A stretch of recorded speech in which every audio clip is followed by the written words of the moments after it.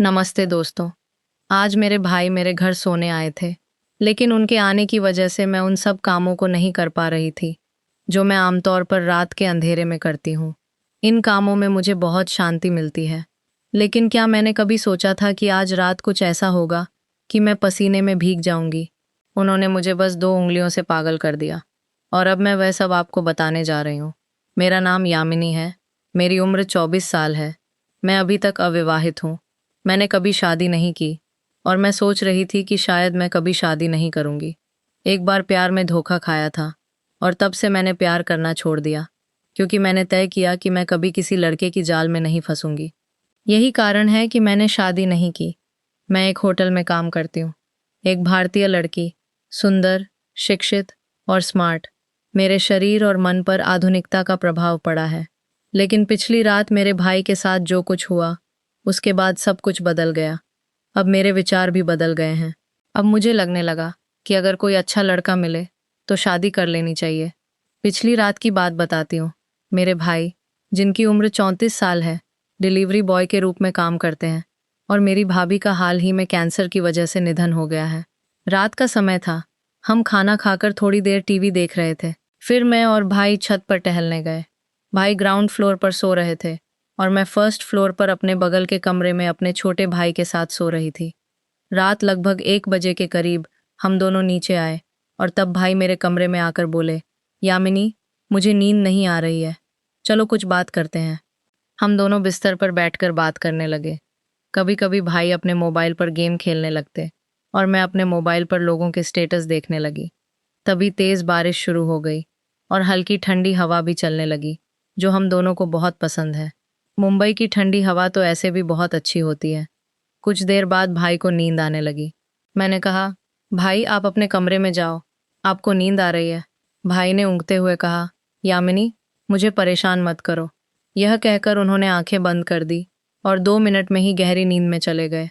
मैं बाथरूम में जाकर अपने कपड़े बदल लिए, क्योंकि तंग कपड़ों में मुझे नींद नहीं आती। फिर मैं बिस्तर पर बैठकर मोबाइल पर कहानी पढ़ने लगी। इन दिनों मैं बहुत अच्छी कहानियां पढ़ रही हूँ।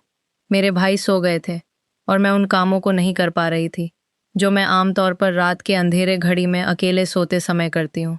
लेकिन भाई की वजह से आज मैं ज़्यादा कुछ नहीं कर पा रही थी, इसलिए मैंने मोबाइल रखकर सोने की कोशिश की। लेकिन कहानी का ख्याल मेरे सिर में घूम रहा था और नींद मुझसे दूर हो रही थी। रात गहरी होती जा रही थी और मेरे मन में अजीब बेचैनी होने लगी। नींद तो थी नहीं और सिर में वह कहानी चल रही थी जो मैंने सोने से पहले पढ़ी थी। उस कहानी ने मेरे अंदर उथल पुथल मचा दी थी और मैं खुद को शांत नहीं कर पा रही थी। भाई पास में ही सो रहे थे और उनके खर्राटे की आवाज़ मुझे और विचलित कर रही थी। अगर वह नहीं होते तो शायद मैं खुद को उस कहानी का हिस्सा बना लेती और वह सब करती जो मुझे रात के अंधेरे घड़ी में अकेले पसंद है। लेकिन रात का यह अनुभव थोड़ा अलग था। मैं अपने ही विचारों में डूब गई थी। अचानक भाई ने करवट बदली और सीधे बैठ गए। मेरी आंखें अनजाने में उसी ओर चली गईं और जो मैंने देखा उसे देखकर मुझे शर्म आ गई। मेरे भाई ने बहुत पतला धोती पहन रखा था और उसके कारण कुछ ऐसा दिखाई दे रहा था जिसे देखकर मेरी स्थिति और जटिल हो गई। शर्म तो दूर की बात, मैं अपनी नज़रें भी उनकी ओर से नहीं हटा पा रही थी। मन में एक अजीब सी बेचैनी चल रही थी। एक तरफ मैं खुद को नियंत्रण में रखने की कोशिश कर रही थी और दूसरी ओर मेरे अंदर की बेचैनी बढ़ती जा रही थी। सच्चाई यह है कि अब मैं खुद को सहेज नहीं पा रही थी। हर पल ऐसा लगता था कि अगर मैंने खुद को नियंत्रित नहीं किया तो कुछ भी हो सकता है और इस स्थिति से निकलना मेरे लिए असंभव हो जाएगा। मेरी धड़कन तेज हो गई और मन में डर समाने लगा। अगर कुछ गलत हो गया तो भाई मेरे बारे में क्या सोचेंगे? भाई की नज़रों में मैं कैसी दिखूंगी? यह सवाल मुझे और भी बेचैन कर रहा था। लेकिन दूसरी तरफ मेरे मन में एक गहरी इच्छा भी थी जो मुझे बार बार उसी दिशा में खींच रही थी, जैसे जो मैं सोच रही हूँ उसे पूरा कर दो। मेरे भीतर का द्वंद्व चरम पर था। हर पल मैं खुद से लड़ रही थी। पुराना किस्सा मेरे साथ हुआ फिर से मेरे सामने आ रहा था और इसी वजह से मेरी इच्छाएं बढ़ती जा रही थीं। मेरी धड़कनें इतनी तेज हो गई थीं कि मुझे लग रहा था जैसे वे कमरे की सारी खामोशी को चीर देंगी। मैंने अपने हाथों को कसकर मुट्ठी में भी लिया, जैसे इससे मैं अपने मन की उथल पुथल को थाम सकूं। लेकिन सच तो यह था कि मैं अब खुद को संभाल नहीं पा रही थी। हर पल ऐसा लगता था कि अगर मैंने खुद नहीं रोका तो कुछ ऐसा हो जाएगा जिससे मैं कभी उभर नहीं पाऊंगी। यामिनी, ये क्या हो रहा है तुझे? मैंने खुद से सवाल किया, लेकिन जवाब की जगह और सवाल उठने लगे। अगर कुछ गलत हो गया तो भाई मेरे बारे में क्या सोचेंगे? उनकी नज़रों में मैं कैसी दिखूंगी? यह ख्याल मेरे मन को और बेचैन कर रहा था। मैं अपने भाई को, उनके दुख को, उनकी मासूमियत को जानती थी। वह मेरे लिए हमेशा से एक रक्षक, एक सहारा रहे थे। यह सब मेरे मन में कौंध रहा था। लेकिन दूसरी तरफ मेरे भीतर एक गहरी दबी हुई इच्छा थी, जो मुझे बार बार उस दिशा में खींच रही थी, जैसे कोई आवाज़ मेरे कानों में फुसफुसा रही हो। यामिनी, इसे होने दे। बस एक बार अपने मन को आज़ाद कर दे। यह इच्छा इतनी तीव्र थी कि मैं अपने ही विचारों से डरने लगी थी। मेरे भीतर का द्वंद्व अब अपने चरम पर था। एक तरफ नैतिकता, मेरे संस्कार और मेरे परिवार के प्रति मेरी जिम्मेदारी। दूसरी तरफ वह आग जो मेरे मन को जलाए जा रही थी। मुझे अचानक वह पुराना किस्सा याद आया। वही किस्सा जिसने मुझे प्यार से, रिश्तों से और अपने दिल से दूर कर दिया था।